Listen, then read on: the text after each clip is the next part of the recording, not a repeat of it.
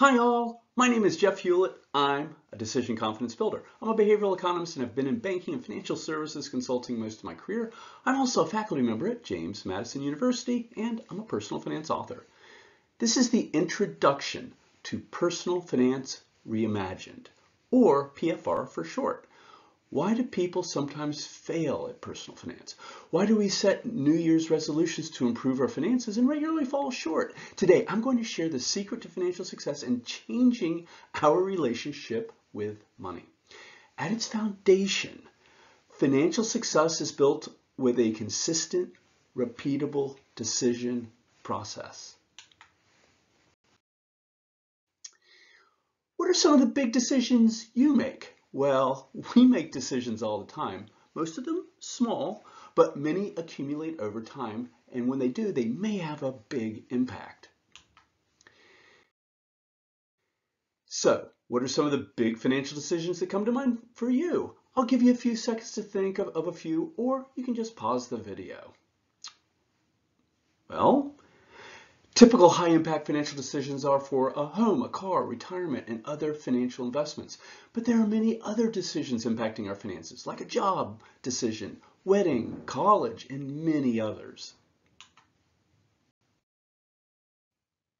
Today, we will discuss how the time gap between financial decisions is an essential reason why financial success is such a challenge.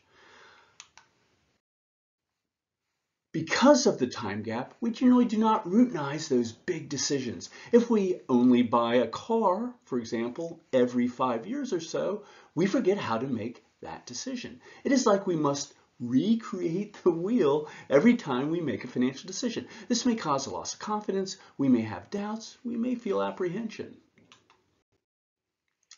The time gap means we simply do not make those financial decisions often enough to build expertise. Let's face it, there are many things we do, like our jobs or sports, that help us build intuitive decision-making skills. Those are different.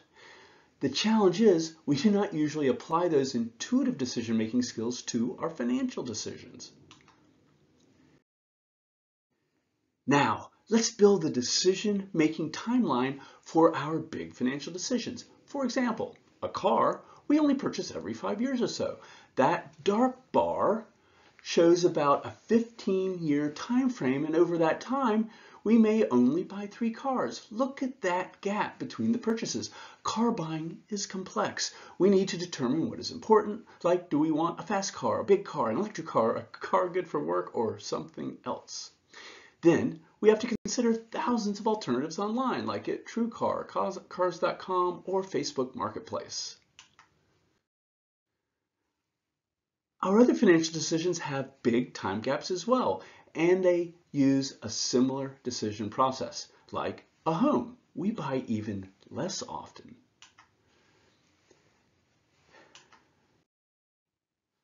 Your job and career.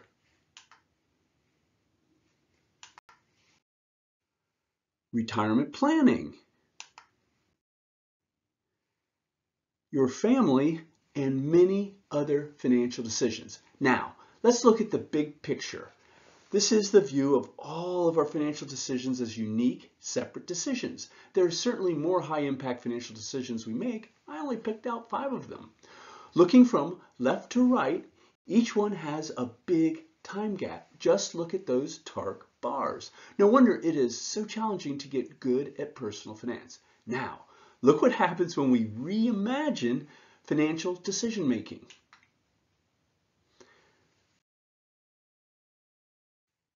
Amazing! Instead of looking at individual financial decisions, we put them all together just like this. Now, the time gap is gone. This is the starting point for viewing our financial decisions as a single, consistent, repeatable process. You may be thinking, well, each one of these decisions is so different. Well, they are different in the details. The good news is with ChatGPT, Google, people you know, finding those details is easier than ever. It is like fishing from a pond. Today, much more important is using a consistent, repeatable decision process so you know which details to pull from your good information pond. The behavioral sciences teach us that there's a single-threaded decision process that runs through all of those decisions. By focusing on the decision process first, we can build confidence and expertise because we make so many decisions all the time. Next, we're going to dig into how to make our decisions more automatic and intuitive. Think of other more intuitive decisions, like that of a firefighter, a bond trader, an athlete, doctors, and many other jobs. They all have in common that they practice their jobs all the time. Their decisions become almost automatic. Intuitive decisions become a habit. Also, all intuitive decisions use tools. Like, for example, a doctor and firefighter have instruments. A bond trader has Bloomberg and many other information sources. Athletes practice all the time. Coaches have many tools to help athletes perfect their game.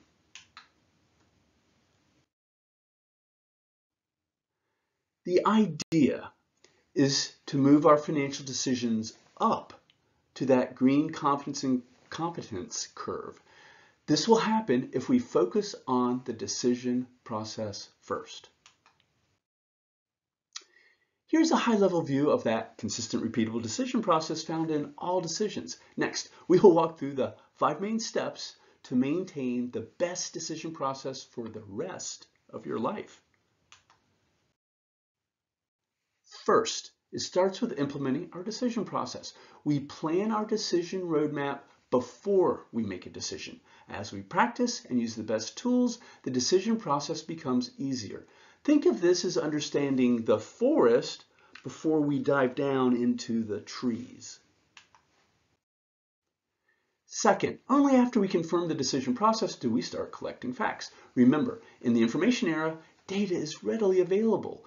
Deciding what is important is critical for deciding which information not to use. So step 2 is very iterative with step 3. What's step 3, you ask?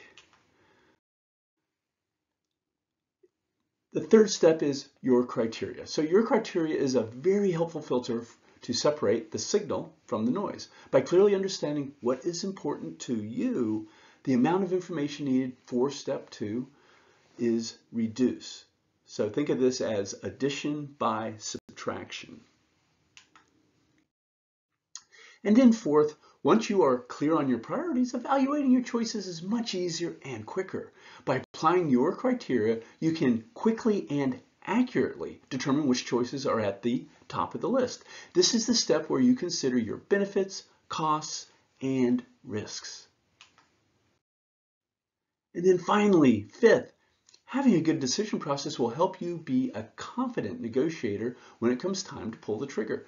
Negotiation confidence comes from knowledge. Negotiation confidence enables you to walk away from an alternative because you know it's not the right one.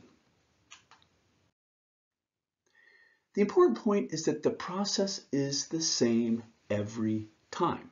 So as you use the same decision process, it will get even better. It is also it's good to consider this process as iterative. You will use it to update your knowledge and make new, better decisions over time.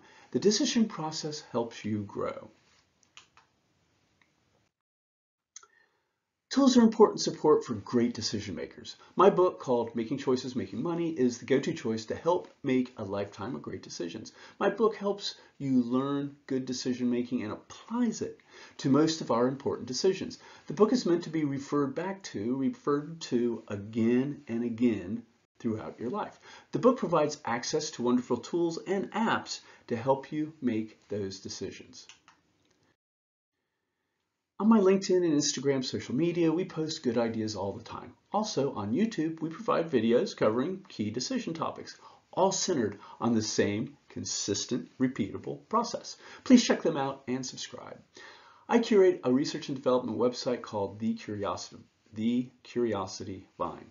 I have thousands of articles. I and my contributors are constantly providing new ideas and repackaging old ideas. The goal is to create a consistent, repeatable decision process. It is very doable, but only if we reimagine personal finance by focusing on the decision process first. Today is a great day to improve your relationship with money. Thank you, and you've got this.